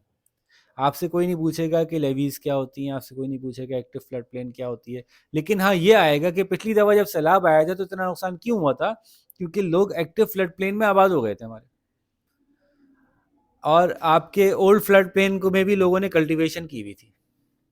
तो जब दरिया में सैलाब आएगा तो फ्लड प्लेन पे आप कल्टीवेशन करोगे तो डूबने का बहुत चांस होगा फिर आपका। तो फिर आप रो भी रहे हैं कि भाई ये बड़ा मसला हो गया, बड़ा मुश्किल हो गया। इसी तरह से दूसरा प्रॉब्लम हुआ था सैलाब में कि हमारे लोगों ने अपनी ज़मीन बचाने के लिए पानी सैलाब का रुख उन लोगों की ज़मीनों की तरफ कर दिया था जो गरीब थे, गरीब ज़्यादा थे तो उनके यहाँ इलाके में ज़्यादा सैलाब आया। खैर, तो उसके बाद बीच की ज़मीन जो है थोड़ी सी अब जी मैंने ज़्यादा उठा दी, थोड़ी सी उठी भी होती है। ये दरियाए सिंध में पाया जाता है, ऐसा नहीं है कि हर जगह मौजूद होगा, ये दरियाए सिंध का अपना फीचर है, इसलिए मैं इसको डिस्कस कर रहा हूँ कि हम अपने टोपोग्राफी डिस्कस कर रहे हैं ना। So this is alluvial terrace, थोड़ा उठा हुआ, सैलाब से बचा हुआ काफ़ी हद तक। तो यहाँ पे आसपास दो दरिया मौजूद हैं। अच्छा, ये एक साइडेड भी हो सकता है, एक ही दरिया था, उसके दरियाई किनारे पे लेवीज थी, उसके साथ active flood plain, old flood plain और फिर एल्यूवियल हो गया, और ये दो साइडेड भी हो सकता है। ठीक है, तो एल्यूवियल जो टेरेस है वो हमारे यहाँ बहुत सारी जगहों पे पाया जाता है, वो बहुत इन डिमांड ज़मीन होती है, यहाँ पे इरिगेशन जो है वो अच्छी होती है। एल्यूवियल होने में क्या मतलब, ज़रूरी नहीं है कि यहाँ पानी भी हर वक्त मौजूद होगा, क्योंकि ये रिवर से उठी हुई है, तो ये डिपेंड करता है कि यहाँ पानी पहुँचाने के लिए कैनाल नेटवर्क मौजूद है या नहीं है। ऐसा हो सकता है कि दो दरिया, पुराने ज़माने की बात करते हैं, दो दरिया बह रहे हैं, दरिया से ऊपर वाले हिस्से में पानी पहुँचाने की जगह नहीं है। बिल्कुल ऐसे समझें कि इस टेबल पे कोई बैठा हुआ है, ये टेबल जो है वो एक इलाका है जो एलुवियल है, नीचे ज़मीन पे वहाँ दरिया बह रहा है, नीचे ज़मीन पे यहाँ दरिया बह रहा है, यहाँ फसल कैसे उगाऊँ? अच्छा, अब दरिया बहते बहते देखा तो पीछे से आ रहा था और पीछे छत से पानी आ रहा था, तो उन्होंने क्या किया, छत पे से एक लाइन खींच के यहाँ तक पानी ले आए, तो टेबल तक पहुँच सकता था। नीचे से पानी ऊपर कैसे आएगा, क्योंकि उस ज़माने में मोटर कोई नहीं थी, उस ज़माने में पानी ऊपर चढ़ाने का कोई इंतज़ाम प्रॉपर नहीं था कि पूरी पूरी ज़मीनें सैराब की जा सकें। तो पीछे जाते हैं, पीछे गए तो पीछे ज़मीन ऊपर उठ रही थी, क्योंकि पाकिस्तान का अगर आप देखें तो ये है ना, कुछ ऐसा है ना, ये नॉर्थ है, ये पंजाब है, तो पंजाब के इस इलाके में अगर यूं कह लें ये आपकी एल्यूवियल टेरेस था, तो यहाँ तो पानी है, यहाँ पानी है, ये दरिया बह रहा है, रिवर बहता हुआ आ रहा है। समझ में आ रहा है मैंने क्या बनाया, कि ये पहाड़ी इलाके हैं, पहाड़ी इलाकों से पानी बह के नीचे आया, तो ये अगर कहीं ऐसी जगह मौजूद है जो थोड़ी सी उठी हुई है तो यहाँ पानी कैसे पहुँचेगा, और ये पूरे शहर समझ लें इतने बड़े बड़े उठे हुए हैं अगर, तो यहाँ पानी कैसे पहुँचेगा? तो यहाँ पानी पहुँचाने का तरीका ये कि आप पीछे जाएंगे, आप पीछे जाएंगे, पीछे से कैनाल बना के यहाँ पे लेके आएंगे, रेज्ड कैनाल बनेगी जो यहाँ तक आएगी। अगर ये यहाँ तक आ गई तो ये सारे इलाके में पानी पानी आ जाएगा। जरखेज तो ये होगा क्योंकि यहाँ मिनरल डिपॉजिट बहुत मिलेंगे आपको, मुसलसल दरिया जब इसके पास से गुजर रहे होंगे तो यहाँ डिपॉजिट्स तो बहुत मिल जाएंगे आपको, पौधे उगाना पॉसिबल है अगर पानी मिल जाए इसको। तो इस तरह से बहुत से ऐसे एल्यूवियल टेरेसेस थे हमारे पास, इलाके थे जो खुश्क पड़े हुए थे। वहाँ ज़राअत पुराने ज़माने में नहीं होती थी, क्योंकि वहाँ पे जब बारिश होती थी तो ज़राअत हो सकती थी, पानी नहीं पहुँच पाता था दरिया का इधर, ऊंचे थे इलाके। तो हमने क्या किया ना, डैम बनाए, डैम बना के पानी को रोका। पहले पानी यहाँ यहाँ से गुजरता था, अब पानी का लेवल रेज होकर यहाँ तक आ गया। जब पानी का लेवल राइज हो गया तो अब ये भी पानी से नीचे है, पानी ऊपर से नीचे ट्रैवल करेगा ना, हर वो चीज़ जो पानी के लेवल से नीचे होगी पानी वहाँ जा सकेगा, तो फिर यहाँ पानी पहुँचाना पॉसिबल हो गया डैम बनाने की वजह से। ठीक है, ये बात समझ आ रही है? इसीलिए साइड के इलाकों वालों को जहाँ पानी पहले से जा रहा था उनको इतराज़ होता होगा कि ये डैम क्यों बनाया भाई, क्योंकि जब पानी अगर 100 पानी था तो 100 में से अब 50 उधर जा रहा है, तो कहने हमारा 50 पानी कम कर दिया आपने। इस तरह के एतराज़ात हो सकते हैं ना, अगर पानी की कमी होना शुरू हो जाए, जैसे कि अब होना शुरू हो गई है। और आपस में हमारे सूबों में, शहरों में लड़ाइयाँ हैं इस बात पे कि हमारा पानी क्यों रोक लिया, उसको क्यों दे दिया, हमें क्यों नहीं दिया। ये सारे मसले हैं अभी हमारे। तो ये इसकी बुनियाद पे पूरे पूरे शहर बसे। जब पानी अवेलेबल हो गया तो फिर ज़राअत हुई, और ज़राअत हुई तो बहुत ज़राअत हुई, बहुत ज़बरदस्त फसलें हुई वहाँ पे। जहाँ कभी फसल ना उगाई हो वहाँ पे फसल उगाएं तो फसल उगती भी बहुत ज़्यादा अच्छी है, क्योंकि वो बिल्कुल फर्टाइल लैंड होती है उस वक्त। एक ही जगह बार बार फसल उगाते जाएं तो आहिस्ता आहिस्ता उस ज़मीन में जान कम हो जाती है, उसमें मिनरल्स कम हो जाते हैं। तो भावलपुर की पूरी स्टेट जो है, पूरी पूरी स्टेट आबाद की गई थी इस कैनाल सिस्टम बना के, वो एल्यूवियल है। ठीक है, तो इरिगेशन के थ्रू जो है इसको बनाया गया था। तो ऐसे बहुत सारे इलाके हैं पाकिस्तान में जिनको कि इस तरह से कैनाल्स बना बना के डैम की मदद से पानी पहुंचाया गया। और वहाँ पे बज़ाहिर ऐसा लगता था बंजर इलाका है, लेकिन जब पानी पहुंचा तो अंदर की ज़मीन बहुत अच्छी थी और उसने बहुत अच्छी फसलें दी, बहुत ठीक ठाक। वहाँ से फिर फसलें होगी तो आहिस्ता आहिस्ता वहाँ किसान आबाद हुए, पूरी पूरी आबादियाँ, शहर के शहर आबाद हो गए, गाँव के गाँव आबाद हो गए। ठीक है, तो इसी को जो है वो हम दोब भी कहते हैं, DOAB, ये हमारा लोकल टर्म है, जोब। ठीक है, इसको इंग्लिश में ल्यूवियल टेरेस कहते हैं। तो ये बहुत सारे हैं, रचना डोब, गंजी बार और बड़ी डोब और नीली बार और किराना बार, ये सब मुख्तलिफ जगहें ऐसी हैं जिनको के नाम से आप नहीं पहचान पाएंगे। टेक्निकली इनको जो हमारे एग्रीकल्चर या जो इरिगेशन डिपार्टमेंट वाले हैं वो इन नामों को समझते हैं कि किस जगह पे कौन सी, किसको क्या नाम दिया हुआ है। लेकिन आप यूँ समझ लें कि जो हमारा मिडिल पंजाब है ना, समझ लें बल्कि लोअर पंजाब और अपर सिंध, जो इसका मिडल है, किसका, इंडस प्लेन का जो मिडल है ना, ये इलाके जो हैं वो, ये इलाके, सॉरी कहाँ गया ये इलाके हैं जहाँ पे ये हो रहा था, ये इलाकों पे हो पा रहा था ये। ठीक है, तो इसमें मुख्तलिफ़ जगहों में से आपको रहीम यार ख़ान, खानपुर और भावलपुर, भावलनगर, इन इलाकों में इरिगेशन के थ्रू पानी पहुंचा के हमने ये फ़ायदा अपने लिए उठाया। ठीक है, तो अब आपको ये पता चल गया एल्यूवियल टेरेस क्या होता है या दोब क्या होती है, वो ये आपके पास पूरी इसकी डायग्राम मौजूद है। ठीक है, और ये कितनी चौड़ी होती है, it's sometimes is as broad as cities. ये बहुत बहुत बड़ा इलाका दिखाया जा रहा है, छोटी सी जगह नहीं है। ठीक है, it's as broad as cities. ठीक है, अच्छा, अब कुछ इन्होंने बातें कही हैं कि जोब के ऊपर हाई, यानी एल्यूवियल टेरेस के ऊपर हाई पॉपुलेशन क्यों होती है। तो आप बताइए क्यों होती होगी। बहुत बेसिक सी बात है कि जोब पे ही हाई पॉपुलेशन क्यों होती है। क्योंकि मैंने अभी बताया आपको कि एक्टिव फ्लड प्लेन पे पॉपुलेशन कम होती होगी, हर वक्त ही सैलाब रहता है। Old flood plain active flood plain से कनेक्टेड है, वहाँ भी मुश्किल है आबादी। लेकिन जो आपकी रेज्ड होने की वजह से, एक तो यहाँ पे फ्लड कम आ रहा होगा, पानी नहीं कम आने की वजह से यहाँ नॉर्मल गुजर बसर तो पॉसिबल है, और कैनाल सिस्टम की वजह से यहाँ इरिगेशन का पानी भी आ गया। तो फिर यहीं पे बेहतर है कि फसल उगाई जाए, कि ये सैलाब में भी नहीं दबेगी और ज़िंदगी गुजारना भी आसान है और पानी भी आ गया। ठीक है, अच्छा, अब कुछ मज़ीद टर्म्स हैं जो मैं आपको एक्सप्लेन कर दूं। यस, पाइडमोंट प्लेन्स हैं, ये जो आपकी हमने पोटवार प्लेटू देखा था, उसके एंड पे जहाँ दरिया हाइट से नीचे आ रहा है, मैंने अभी आपको समझाया था ना कि हमारा दरिया सिंध जो है वो पहले अगर हम देखते हैं नॉर्दर्न माउंटेन से तेज़ी से गिरता है, फिर पंजाब में आके वो थोड़ी स्ट्रेट हो जाती है, लैंड ज़्यादा ही स्ट्रेट हो जाती है। इसकी वजह से हमने बताया था कि यहाँ पे कुछ मसाइल नहीं है। तो ये जो पॉइंट है ना जहाँ पे कि ये गिर रहा है, ये कन्वर्ट हो रहा है, हाइट से प्लेन की तरफ कन्वर्ट हो रहा है, ये वो पॉइंट है। आप अपनी डायग्राम 1.60 देख सकते हैं। तो यहाँ पे जो है वो ये जो लोकेशन, यहाँ इंटरेस्टिंग सी शक्लें बनती हैं। जो सीधी प्लेन है वो तो सारी एक जैसी दिखती हैं, जो पहाड़ी इलाका है वो सारा एक जैसा दिखता है, ये थोड़ा डिफरेंट दिखता है। यहाँ पे कुछ इंटरेस्टिंग शक्लें निकल के आती हैं। कोह सुलेमान या खीरथर रेंज के नीचे जो है वो आपको ये शक्लें नज़र आती हैं। शक्लें क्या हैं देखेंगे, जब पानी नीचे के करीब आने लगता है तो ये फिंगर्स में टूट जाता है, ठीक है। इसकी मुख्तलिफ ब्रांचेज हो जाती हैं जो आगे जाके मिल भी जाती हैं बाज़ औक़ात, ठीक है। अगर आप इसको इसमें देखेंगे ना तो आपको ज़्यादा अच्छी शक्ल नज़र आएगी। मैंने यहाँ तो एक जनरल सी बना दी। डायग्राम 1.60 देखेंगे ना तो ये अच्छी नज़र आएगी।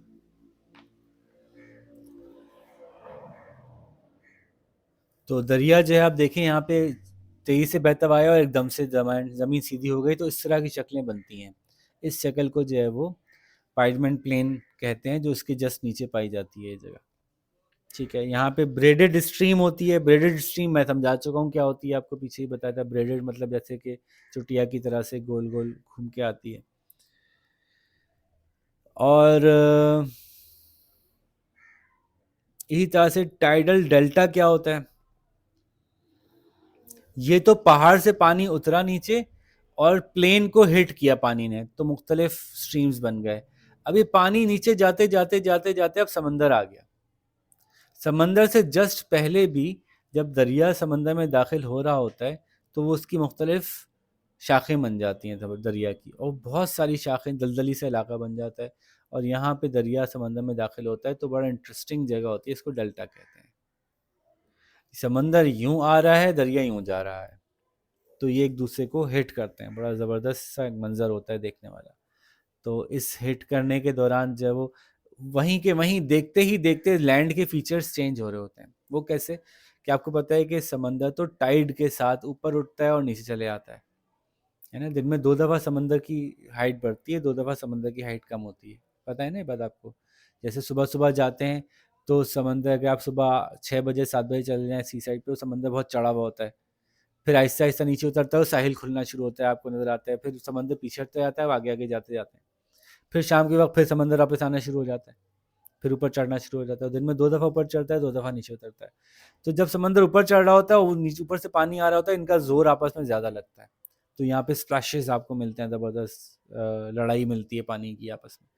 फिर समंदर जब रिट्रीट कर रहा होता है तो फिर ये इसका बहाव आपको ज़्यादा नज़र आता है। तो एक इंटरेस्टिंग सा एक यहाँ पे फीचर आपको देखने मिलता है। ये डेल्टा ऑलमोस्ट जितने भी बड़े दरिया हैं उनके किनारों पे डेल्टाई ज़मीन मौजूद है। हमारे यहाँ सिंध में मौजूद है, उधर बांग्लादेश के करीब मौजूद है, रिवर जो गंगा है उसकी, गैंगस रिवर की।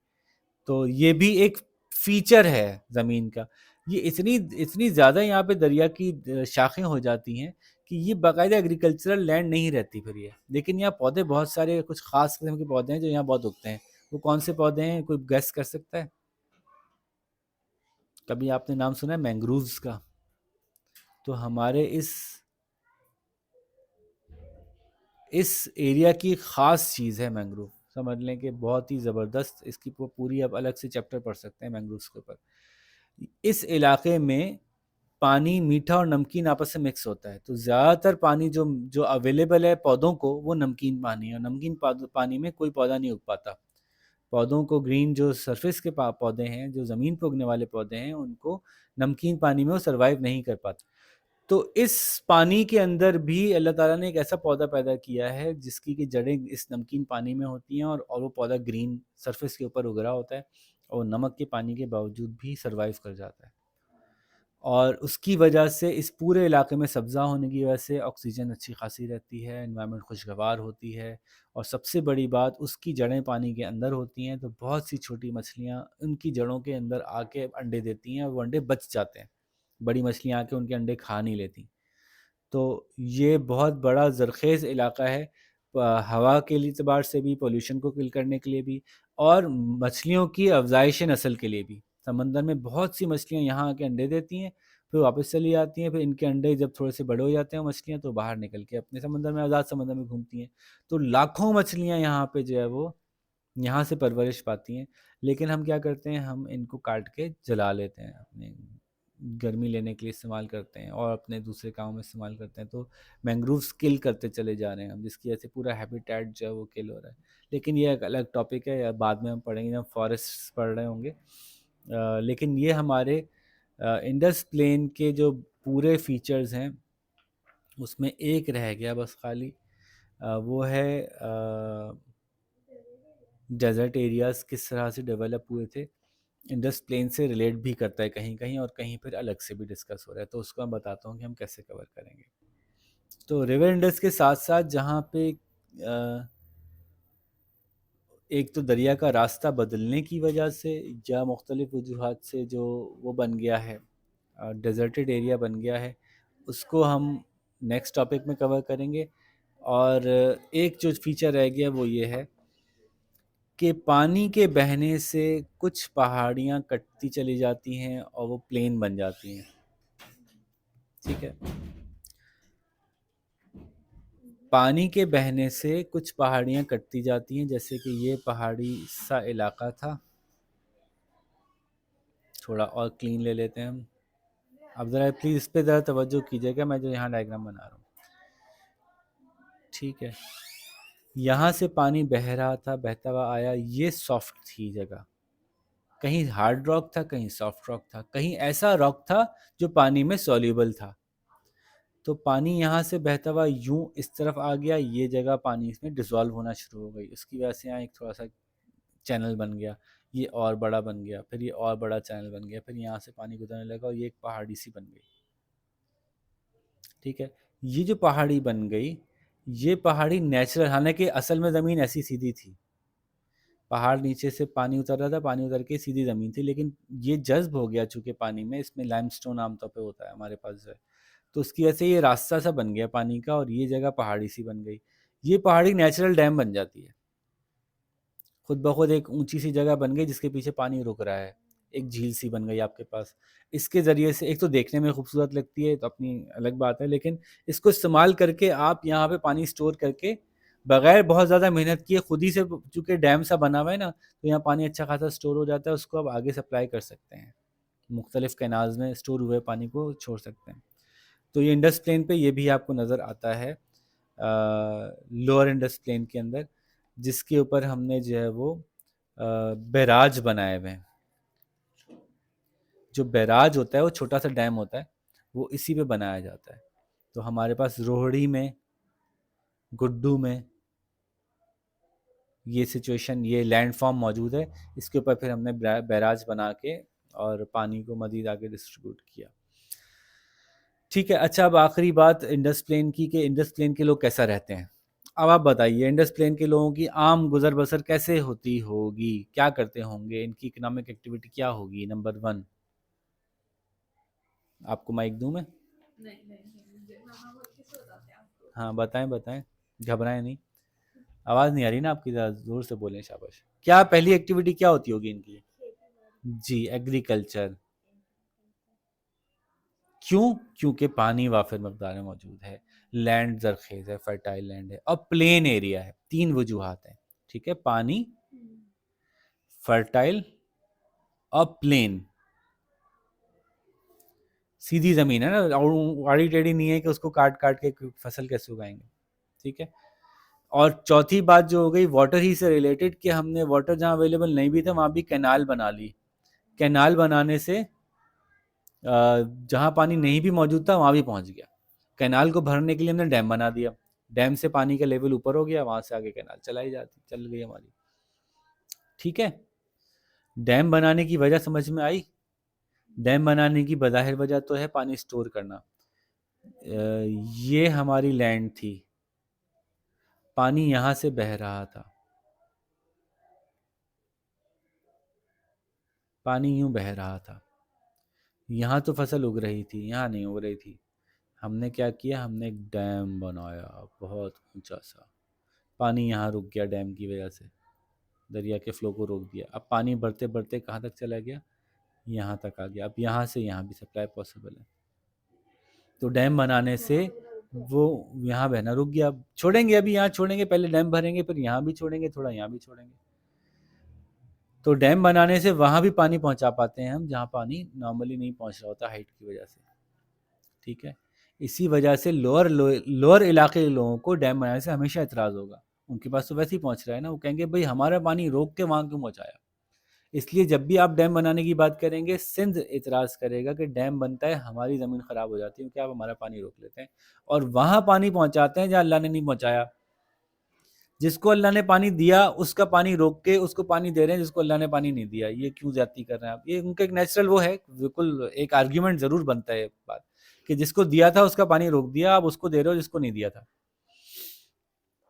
ठीक है, तो ये हमारी कालाबाग के ऊपर जो लड़ाई थी ना, वो इसमें से एक बड़ी वजह ये भी थी जिसपे नहीं बन सका आज तक डैम। नेचुरल डैम है वहाँ पे, नेचुरल दो पहाड़ खड़े हैं, उनके बीच में सिर्फ एक दीवार बनानी है, तो बड़ी आसानी से डैम बन सकता है, लेकिन वो इस झगड़े में नहीं बन सका अभी तक।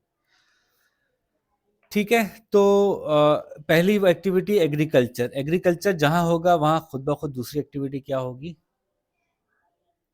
जल्दी जल्दी बोलें भाई, अब ये तो इतनी देर से हमने बातें करते हुए जा रहे हैं। जहाँ एग्रीकल्चर होगा, जहाँ फसलें उगेंगी, जहाँ खेत उगेंगे, वहाँ पे जानवरों की गल्लाबानी ज़रूर होगी, एनिमल हस्बेंड्री। वहाँ पे मिल्क का बिजनेस लाजमी होगा, मिल्क कल्टीवेशन होगी बफेलोज के थ्रू, है ना? पानी बहुत है ना, पानी है तो चारा है, चारा है तो जानवर खा के आप आराम से जानवर उगा सकते हैं। ठीक है, अच्छा, इससे रिलेटेड फैक्ट्रीज। ठीक है, अब एग्रीकल्चर से रिलेटेड कोई फैक्ट्री होगी वो भी यहाँ लगेगी। मसलन कोई फैक्ट्री का नाम बताएं जो एग्रीकल्चर से रिलेट करती हो, कोई फसल ऐसी उगती हो जिसके लिए कि आखिर में फैक्ट्री लगाने की ज़रूरत पड़ती हो। पता है आपको कोई ऐसी फसल? ओके, चलें, कॉटन उगाते हैं, कॉटन से क्या बनाते हैं? यार्न बनाते हैं, यार्न से क्या बनाते हैं? क्लॉथ बनाते हैं, क्लॉथ से क्या बनाते हैं? क्लोथ्स बनाते हैं। ये सारी फैक्ट्रीज इस चेन में यहाँ कहीं मौजूद होंगी। बेहतर है करीब में मौजूद हों, करीब में ही। फैक्ट्रीज दो जगह बनाई जाती हैं, या तो जहाँ रॉ मटेरियल मिलता है वहाँ बनाई जाती हैं, या जहाँ बेचना होता है वहाँ बनाई जाती हैं। तो इसलिए आपको कराची में कपड़े के बहुत कारखाने मिलते हैं, क्योंकि यहीं से एक्सपोर्ट होता है। करीब में वो है ना, पोर्ट है, तो वहाँ से एक्सपोर्ट हो जाता है। या फिर आपको फैसलाबाद में मिलते हैं कपड़े के कारखाने, क्योंकि यहाँ उग रही है कॉटन, यहाँ रॉ मटेरियल करीब है। दोनों में से एक जगह काम किया जाता है। ठीक है, और कोई फैक्ट्री ऐसी मौजूद है जो यहाँ पे होती होगी? बहुत बड़ी चीज़ है, आप लोग मिस कर रहे हैं। शुगर। शुगर की कार्टेल है हमारे यहाँ। शुगर एक बहुत बड़ा धोखा है जो कि हमें दिया जाता है। उस पर फिर कभी बात करेंगे, इस ये चैप्टर में डिस्कशन नहीं कर रहे हम। लेकिन बाहर शुगर की फैक्ट्रीज बहुत बड़ी होती हैं, पूरे शहर होते हैं, शहर होते हैं पूरे। उसमें पूरे सूबे के गन्ने ला के डंप किए जाते हैं। उन गन्नों को जो है वो, हम उन गन्नों को फिर क्रशिंग होती है, तो बड़ा एक पूरा प्रोसेस है। ये फैक्ट्रीज लाजमन इन्हीं इलाकों में पाई जाएंगी। और जनाब, शुगर की फैक्ट्री हो गई। शुगर की फैक्ट्री बहुत बड़ी फैक्ट्री है, बहुत मजदूर अब यहाँ पे लगते हैं। वैसे सीजनल होती है, शुगर की फैक्ट्री सीजनल होती है। जब गन्ना कटेगा तो गन्ना क्रश होगा, गन्ना क्रश होकर शुगर केन जूस निकलेगा, उससे चीनी बनेगी, चीनी बन जाएगी तो फैक्ट्री बंद हो जाएगी। फिर वो चीनी स्टॉक करके सारा साल बेचते रहेंगे। फिर दोबारा गन्ने की फसल हो गई, गन्ना कटेगा, गन्ना यहाँ पे आएगा। तो सीजनल फैक्ट्री होती है शुगर केन की। अच्छा, और राइस फैक्ट्रीज होती हैं। राइस फैक्ट्री में क्या होता होगा, आपको पता है कुछ? राइस की भी फैक्ट्री होती है? चावल के फैक्ट्री में उगते हैं? देखिए, वीट की फैक्ट्री तो समझ में आती है ना, फ्लोर मिल जिसको आप कहते हैं। फ्लोर मिल भी होती होगी यहाँ पे। फ्लोर मिल तो समझ में आती है कि आटे को पीस के, मतलब गंदम को पीस के आटा बना दिया। चावल का आटा नहीं बनता, चावल की फैक्ट्री होती है। इसमें क्या होता होगा?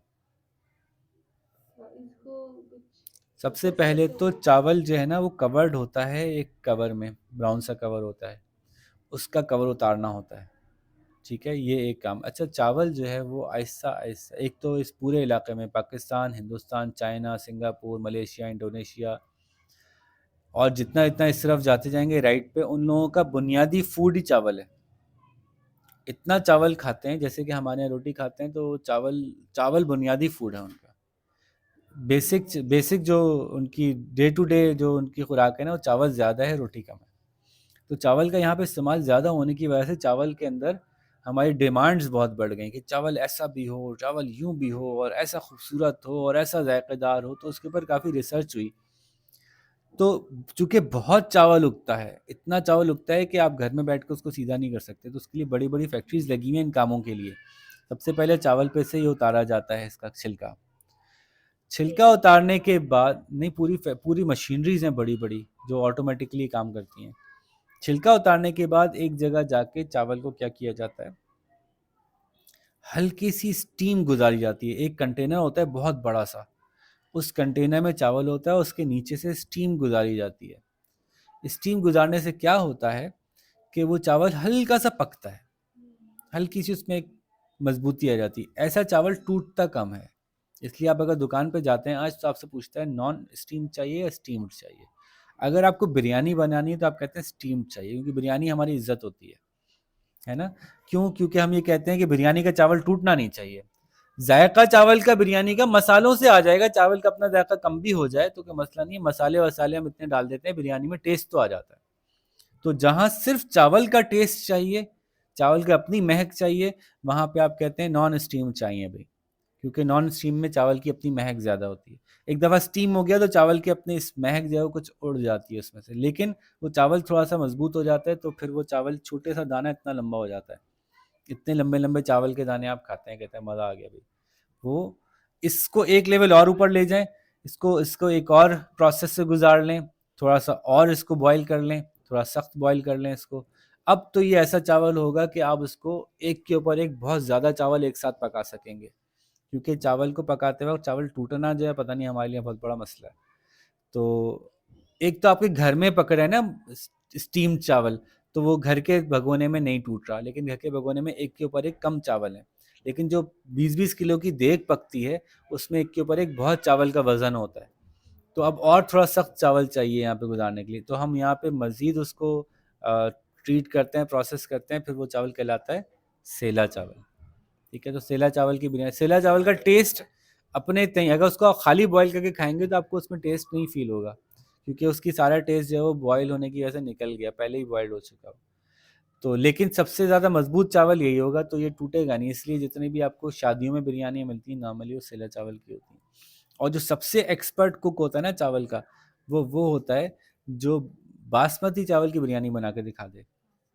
वो चावल जो कि नॉन स्टीम था, वो टूट सकता था और उसने उसको टूटने ना दिया और उसकी बिरयानी बना दी, तो अब डबल मज़ा आ गया। एक तो चावल भी लंबा हो गया और ऊपर से टेस्ट भी वो वाला आ गया, चावल का अपना टेस्ट भी उसमें आ गया, उसकी अपनी खुशबू भी आ गई। तो फिर ये जो बिरयानी होती है, जो नॉन स्टीम बासमती राइस की बिरयानी होती है, ये सबसे मुश्किल होती है बनानी। नॉर्मली शादियों में या बड़े बड़े खानों में नहीं बनती, स्पेशलिस्ट कुक्स जो हैं, स्पेशलिस्ट चावल बनाने वाले, वो इसको बनाते हैं। ठीक है, तो मैं आपको जगह बता सकता हूँ कि कौन कौन सी दुकानों पे जो है वो सेला चावल की बिरयानी मिलती है, कौन कौन सी दुकानों पे जो है वो बासमती की बिरयानी मिलती है। ठीक है, तो हम कहाँ से कहाँ आ गए कि इंडस प्लेन्स के नॉर्मली गुजर औकात के लिए कारोबार क्या होते होंगे, तो खेती बाड़ी, जानवर पालना, दूध निकालना, वहाँ छोटी छोटी इन चीज़ों से रिलेटेड मिलें हैं, तो cotton mill, sugar mill, rice factory मैंने आपको बताया कि वो क्या करती है। उसके अलावा इस एग्रीकल्चर से रिलेटेड केमिकल की फैक्ट्री होती होगी। एग्रीकल्चर हमारे यहाँ आपको पता है, एक ज़मीन से आप बार बार फसल उगाओगे, तो पुराने ज़माने में ये सीखा था हमने कि एक ज़मीन से एक साल फसल उगाओ, 2 साल नहीं उगाओ, फिर एक साल उगाओ, फिर 2 साल नहीं उगाओ, तो फसल अच्छी उगती है, दाने में जान होती है। वो गंदम जो 2 साल छोड़ के उगाई जाती है, उस गंदम को खा के सेहत अच्छी रहती है। लेकिन जब हमें ज़रूरत ज़्यादा पड़ी, हमने हर साल गंदम उगाना शुरू की, तो गंदम का दाने का साइज़ छोटा हो गया और इतनी गंदम की प्रोडक्शन नहीं हो पा रही थी। पहले एक चिट्टे में बहुत सारी गंदम निकलती थी, अब कम निकल रही थी। उसकी वजह क्या थी कि जब एक दफ़ा पौधा ज़मीन में से उगता है तो ज़मीन के मिनरल चूसता है। अब फिर दोबारा आपने वहीं पौधा लगा दिया, वो मज़ीद मिनरल कैसे चूसेगा? पिछले वाले ने सारे चूस लिए। तो फिर आपको ऐसी जगह जहाँ मुसलसल आपको ज़मीन से पौधे उगाने हैं, आप नहीं रोक रहे, नहीं छोड़ रहे ज़मीन को, तो फिर इसको आपको रिफ़िल करने पड़ते हैं इसके मिनरल्स। इसको कहते हैं फर्टिलाइज़र। फर्टिलाइज़र 2 तरह के होते हैं, ऑर्गेनिक और इनऑर्गेनिक। ऑर्गेनिक फर्टिलाइज़र कैसे होते हैं? गाय भैंस का जो गोबर होता है वो फर्टिलाइज़र के तौर पे यूज़ करते हैं, उसमें कुछ ना कुछ मिनरल होते हैं। उसके अलावा ये लोग क्या करते हैं कि जो बची हुई फसल होती है उसको जला देते हैं। बची हुई फसल जलाने से जो उसका रिमेनिंग मिनरल्स होते हैं वो मिट्टी में जज्ब हो जाते हैं, तो वो जो जलाते हैं उससे ज़मीन जरखेज़ हो जाती है वापस। लेकिन ये ख़तरनाक है, इसी वजह से अब आजकल जो आपको वो होती है पोल्यूशन बढ़ जाती है इसकी वजह से, और वो स्मॉग मिलती है फिर गाँव देहात में आपको। ठीक है, तीसरा तरीका है केमिकल फर्टिलाइज़र। उन्होंने निकाल लिया कि ओहो भाई नाइट्रोजन चाहिए थी खाली, तो क्यों ना नाइट्रोजन केमिकल ऐसे डाल दिया जाए। इनको फास्फोरस चाहिए थी पौधों को, हो फास्फोरस की कमी थी, तो मिट्टी का टेस्ट किया जाता है कि इस वक्त इस मिट्टी में क्या चीज़ कमी है, और उस चीज़ का फर्टिलाइज़र ला के डाल दिया जाता है। तो यूरिया होता है जो चाहिए होता है, सोना यूरिया का आपने नाम सुना होगा, हमारे यहाँ मिलता है।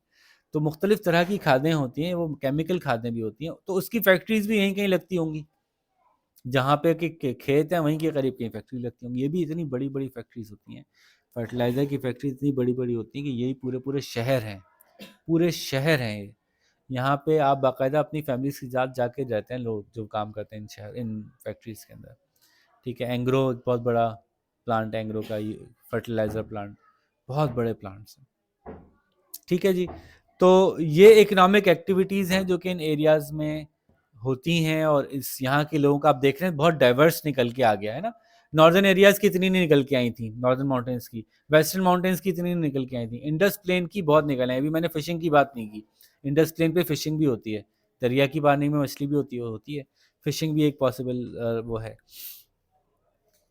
और अब ये बताइए कि यहाँ की पॉपुलेशन कितनी होगी, कम होगी ज़्यादा होगी, क्या लगता है आपको? पॉपुलेशन सबसे ज़्यादा इसी इलाके में है, इंडस प्लेन में। उसकी वजह क्या है? पानी। जहाँ पानी होगा पीने के लिए वहाँ ज़िंदगी होगी। नंबर 1 पानी। नंबर 2 एग्रीकल्चर की वजह से फूड अवेलेबल है, तो फूड भी अच्छा यहाँ पे मिल जाता है।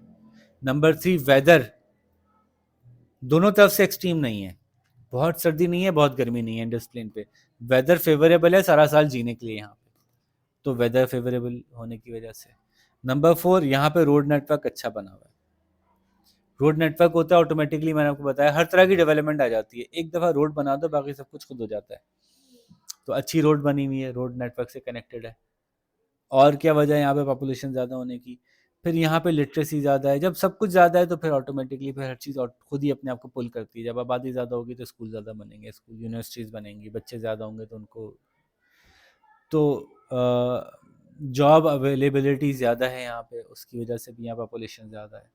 सो इवेंचुअली पॉपुलेशन ज़्यादा होना यहाँ का एक नुकसान भी है कि यहाँ पे फिर इन्वायरमेंटल इश्यूज़ ज़्यादा हैं इन एरियाज़ के अंदर।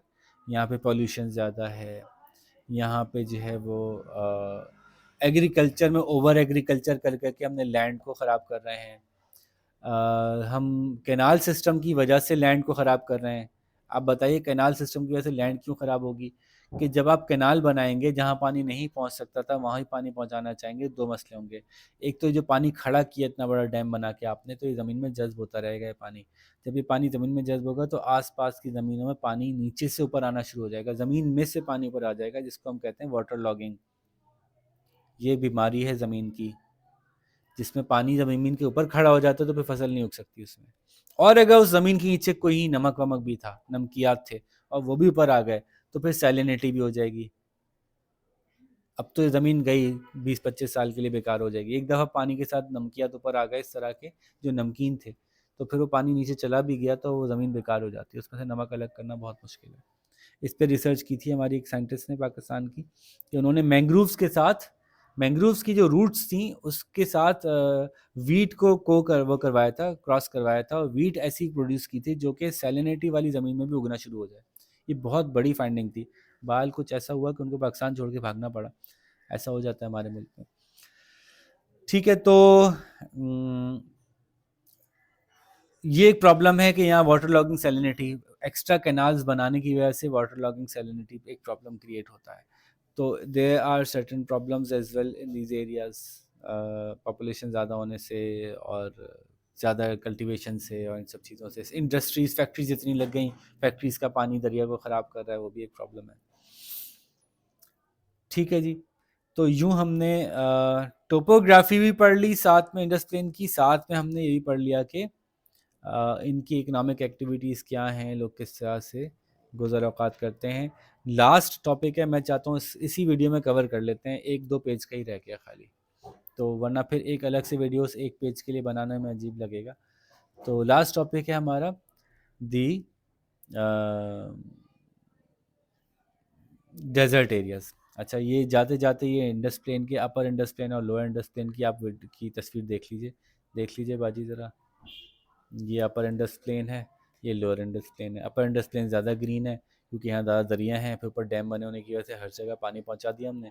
लोअर इंडस प्लेन पहले ज़्यादा मशहूर थी, लेकिन फिर आहिस्ता आहिस्ता यहाँ पानी कम होना शुरू हो गया, ये इलाके खुश्क होना शुरू हो गए, यहाँ पे पानी दरिया सिंध का कम पहुँचता है अब, उनके सारा पानी तो हम ऊपर रोक के इस्तेमाल कर चुके होते हैं। ठीक है, ये बात लेकिन सारी हमारी हो गई, और ये मुख्तलिफ़ तरह की इनकी जो शक्लें थी हमने डिस्कस की थी। अब हम आ गए अपने लास्ट टॉपिक की तरफ, this is desert areas of Pakistan. There are three main desert areas in Pakistan: Cholistan desert, Nara desert और थरपारकर डेजर्ट। ठीक है, अच्छा ये किसकी बात हो रही है? थर डेजर्ट की बात हो रही है।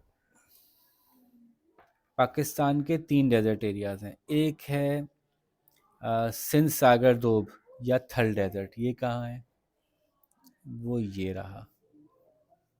एक हमारा थल डेजर्ट है, एक हमारा खारान डेजर्ट है, ये बलूचिस्तान में, एक हमारा ये चोलिस्तान, नारा या थरपार का डेजर्ट है। ये तीन मेजर डेजर्ट एरियाज हैं। ये जो डेजर्ट है ये कोई समझ लें कि आपके रहीमिया खान, खानपुर, उसके आसपास कहीं कहीं फैला हुआ है ये इलाका गालिबन। चोलिस्तान, ये बीच में कुछ एरिया कल्टीवेशन एग्रीकल्चर अपना कैनाल सिस्टम की वजह से रिकवर्ड लैंड है, रिकवर्ड लैंड है, यानी ये डेजर्ट पहले कनेक्टेड था काफ़ी हद तक, लेकिन हमने इस कल्टीवेशन के थ्रू इसको रिकवर किया है बहुत सी लैंड को। तो बहरहाल इस बात को अभी हम छोड़ते हैं कि ये हमने रिक्लेम किया है या क्या हुआ है, फिलहाल हम ये बात कर रहे थे कि तीन डेजर्ट एरियाज पाकिस्तान के मौजूद हैं, एक बलूचिस्तान में है, एक पंजाब में है, एक सिंध में है। ठीक है, सिंध वाला जो है ये भी ऊपर नीचे दोनों एरियाज़ में मौजूद है, यानी पंजाब के लोअर एरियाज़ में मौजूद है और सिंध के अपर एरिया से साइड में होता हुआ इंडिया के बॉर्डर तक मिलता है। इंडिया में भी चोलिस्तान डेजर्ट की बाउंड्रीज लगती हैं, इंडिया में भी ये पूरा डेजर्ट, ये ऐसा नहीं है कि यहीं डेजर्ट ख़त्म हो गया, डेजर्ट एरिया इस तरह से उनके पास भी है और हमारे पास भी है, जैसे पंजाब यहाँ पे ख़त्म नहीं हो गया, पंजाब हमारे पास भी है, पंजाब उनके पास भी है। ठीक है ना? तो ये तीन हमारे पास मेजर डेजर्ट्स हैं, और डेजर्ट्स के अंदर बुनियादी तौर पे पहली बात जो मैं करना चाहूँगा वो ये करना चाहूँगा कि इनकी लाइफस्टाइल क्या होता है, डेजर्ट के लोगों का लाइफस्टाइल क्या होता है, क्या प्रॉब्लम्स होते होंगे यहाँ पे। सबसे पहले डेजर्ट में पानी कितना होता होगा?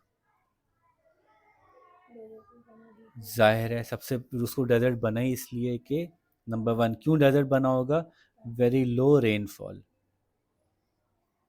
And number two, no river passing by. पानी की सोर्स अवेलेबल नहीं है, ना दरिया की सूरत में ना बारिश की सूरत में।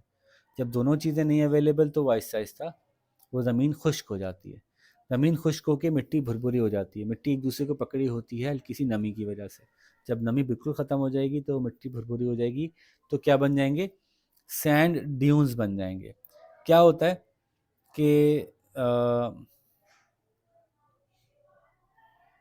कहीं कोई समझ लें कि ये ज़मीन थी पूरी सख्त थी, और आहिस्ता आहिस्ता ये डेजर्ट एरिया बन गया। पहले यहाँ से दरिया गुजरता था तो ये यहाँ लोग जिंदा रहते थे, अब दरिया यहाँ से गुजरना बंद हो गया, दरिया ने रास्ता बदल दिया। ये बात समझ में आती है ना? मैंने आपको बताया था कि पहले यहाँ पूरा समंदर था, माउंट एवरेस्ट तक समंदर ही समंदर था, फिर वो समंदर पीछे चला गया, खुश्की सामने आ गई। यहाँ कहीं दरिया ही बहता था, ये नॉर्मल ज़मीन थी, दरिया बहना बंद हो गया, बारिश होनी बंद हो गई, आहिस्ता आहिस्ता मिट्टी मिट्टी हो गया, खुश्की आना शुरू हो गई। निस्बतन यहाँ पे मिट्टी ज़्यादा हो गई, यहाँ थोड़ा सा रॉक था, तो हवा चली, हवा चली, हवा चलने से इस रॉक पे आके रुकती थी हवा थोड़ी सी, तो यहाँ पे आके मिट्टी जमा होनी शुरू हो गई, तो ये टीले से बनना शुरू हो गया ऐसे ऐसे। तो सहरा में आपको ये नज़र आएगा जगह जगह, पूरा सहरा का जो लैंडस्केप है ना वो टीलों वाला होगा, ऐसी प्लेन नहीं होती। हाँ, हाँ रहते कैसे हैं उससे बात करते हैं। पहला तो मसला हमने देखा कि सहरा में सैंड ड्यून्स होते हैं, रिवर ना होने से, रेनफॉल ना होने से मिट्टी खुश्क हो जाती है और वो इस तरह की शक्ल में आपको नज़र आती है। ठीक है, सहरा के वो इलाके जो सम हाउ कनेक्टेड होते हैं किसी करीब के शहर से, वहाँ लोग रहते हैं। जो गरीब लोग हैं ज़्यादातर गरीब गुरबा ही रहते हैं। अच्छा, ऐसा नहीं है कि ये हमेशा से सहरा था, कुछ सहरा ऐसे हैं जो 2000 साल से सहरा हैं, उन सहराओं में कोई नहीं रहता। कुछ सहरा ऐसे हैं जो पिछले 200 साल पहले ही सहरा बने, 200 साल पहले किसी के बाप दादा की ज़मीनें थी वहाँ पे, आहिस्ता आहिस्ता वो इलाका खुश्क हो गया, वहाँ पे बारिश नहीं हो रही, पानी नहीं पहुँचा, तो अब वो सहराई कैफियत इख्तियार कर गया है। लेकिन लोगों की ज़िंदगियाँ वहाँ पे सदियों से चली चली आ रही हैं, उनकी ज़मीनें हैं, वहाँ के चौधरी हैं, वो बड़े हैं, वहाँ के किसान वहाँ पे रहते हैं। तो जो सहरा ऐसे सहरा हैं जो अभी किसी तरह से नॉर्मल प्लेन से थोड़े बहुत कनेक्टेड हैं, तो वहाँ पानी पहुँच जाता है कुछ ना कुछ करके, थोड़ा बहुत पानी पहुँचा देते हैं, कुछ ना कुछ बारिश हो ही जाती है। जहाँ बिल्कुल बारिश नहीं है, बिल्कुल पानी नहीं है, वहाँ लोग भी नहीं रहते। ठीक है, जो थोड़ा सा कनेक्टेड है तो वहां तक हमने रोड भी बना दी है कुछ करके, करीब करीब में सहरा के करीब करीब तक रोड भी जाती है, हमने वहां पे किसी हद तक पानी ही पहुंचा दिया है। यहाँ जमीन में वो करें, खुदाई करें तो यहाँ पीने का पानी नीचे कहीं ना कहीं मिल जाता है, इतना अभी अवेलेबल है यहाँ पे, यहाँ नहीं मिलेगा लेकिन यहाँ मिल जाता है। ठीक है, तो यहाँ है आबादी, आबादी पूरे सहरा में नहीं है, लेकिन जो सहराई इलाका बॉर्डर्स पे है, जो नॉर्मल शहरों से थोड़ा सा करीब पड़ता है। और मैं आपको बता रहा हूँ कि सहरा के बॉर्डर पे भी बहुत से ऐसे शहर हैं जो पहले सहरा ही थे, हमने कैनाल्स के ज़रिए से उनको रिक्लेम करके उनको इस्तेमाल कर रहे हैं। इसी तरह से यहाँ भी पानी पहुँच रहा है किसी तरह से। तो वहाँ लोग मुश्किल से रहते हैं, उनका लाइफस्टाइल डिफरेंट होता है, गरीब होते हैं। वहाँ पे उनके जानवर जो हैं वो, बारिश कभी हो जाती है तो पॉन्ड बन जाता है, उससे पानी पी लेते हैं, या दूर दराज के इलाकों से पानी लेके आते हैं, अपने जानवरों को पानी पिलाते हैं। सबसिस्टेंस लिविंग ही है बस यहाँ पे, यानी गुजर बसर ही किसी तरह से मुश्किल से होती है, कमर्शियल एक्टिविटीज़ ऐसा सच नहीं है। बहुत शहरों में जो कमर्शियल एक्टिविटी है वो क्या है कि लोग हाथ की सनत, जिसको आप कहें कि स्मॉल टेक्सटाइल इंडस्ट्रियाँ एग्जिस्ट करती है, जो कि लोग जो है वो हैंडीक्राफ्ट को बेच सकते हैं, बेचते हैं, कि ख़वातीन घर में बैठ के वो कपड़ा बुन लेती हैं डिफरेंट कलर्स का, अपनी कल्चरल उनके कुछ स्टाइल की चीज़ें होती हैं, कुछ ख़ास तरह की ज्वेलरी बनाती हैं वो शीशे वाली। इस तरह के छोटे मोटे काम तो कर लेते हैं, इससे ज़्यादा इनके पास कोई इकोनॉमिक सपोर्ट ही नहीं है। सहरा के अंदर तक रोड नहीं गई हुई, सहरा के अंदर तक पानी नहीं है। हाँ, लेकिन कहीं कहीं हमारे सहरा के अंदर हमें मिनरल डिपॉजिट मिले हैं, इसकी वजह से हमने जो है उस एरिया को वापस से एक्सप्लोर किया कि अच्छा मिनरल डिपॉजिट है। मसलन यहाँ पे कोल मिला है हमें, थर कोल प्रोजेक्ट। थर एक सहरा है, थर के अंदर बहुत सारा कोयला मिला है, इतना कोयला मिला है कि हमें लगता है कि दुनिया में इतना कोयला कम ही जगहों पे होता होगा। बस उस कोयले की क्वालिटी के साथ कुछ इशू है जिसकी वजह से हम उसको यूज़ नहीं करें। अगर थर कोल को ही इतना कोयला है, इतना कोयला है, इतना कोयला है कि पाकिस्तान अपनी सारी एनर्जी इसी से प्रोड्यूस कर सकता है अगर हमें वो इस्तेमाल करना आ जाए। उस कोयले की क्वालिटी नॉर्मल कोयले से थोड़ी सी कम ग्रेड का है, लेकिन हमें तो मुफ्त मिल गया ना, बाहर से ख़रीद के हम इस्तेमाल कर रहे हैं, पेट्रोल कोयला और बिजली बनाते हैं, हमारे लिए ये तो मुफ्त है। अगर हम इसको समहाउ इस्तेमाल करना सीख लें तो हमारी सारी एनर्जी क्राइसिस ख़त्म हो सकते हैं। खैर, तो थर में ये मौजूद है। इसी तरह से जो खारान डेजर्ट है, जो पहाड़ी इलाके में है, तो वहाँ भी जो है वो समहाउ थोड़ी बहुत हमें मिनरल डिपॉजिट मिलते हैं, यहाँ भी मिनरल डिपॉजिट मिलते हैं। तो ये आपको पता होना चाहिए कि 3 डेजर्ट्स कौन-कौन से हैं। अगर कहीं मार्क हुआ हुआ है ए, तो आपको बताओ ये थल है, ये खानान है, ये चोलिस्तान नारा थरपारकर का एरिया है। इनके लोगों की यहाँ पॉपुलेशन कैसी होती होगी? ज़्यादा होती होगी, कम होती होगी? कम होती होगी, और उसकी वजूहत तो आप वो सारी डिस्कस कर सकते हैं कि रोड नहीं है, फैसिलिटीज़ नहीं है, एग्रीकल्चर नहीं है, पानी नहीं है, तो ऑटोमेटिकली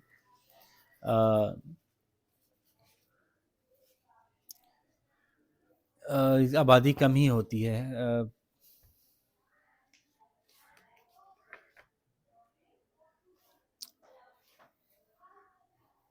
थर्ड डेजर्ट में देखने में आपको नज़र आता है कि आपको सैंड ड्यून्स और सैंड प्लेन्स नज़र आते हैं, और ज़मीन अपनी शक्ल बदलती रहती है।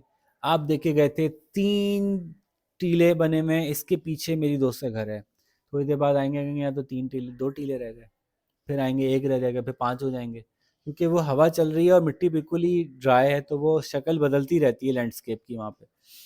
तो ये एक है। अच्छा, सुबह दिन में टेम्परेचर बहुत ज़्यादा होता है और रात में टेम्परेचर बहुत कम होता है, क्योंकि ज़मीन सख्त नहीं है, ज़मीन टेम्परेचर होल्ड नहीं कर पा रही। तो जब सूरज पड़ता है तो मिट्टी फ़ौरन गर्म हो जाती है, तो दिन में बहुत गर्म होती है, और वो लेकिन टेम्परेचर रिटेन नहीं होती उस मिट्टी में। जैसे शाम के वक्त जब सूरज जाता है तो बिल्कुल ही टेम्परेचर छोड़ देती है, तो फिर शाम रात में बहुत ठंड होती है वहाँ पे।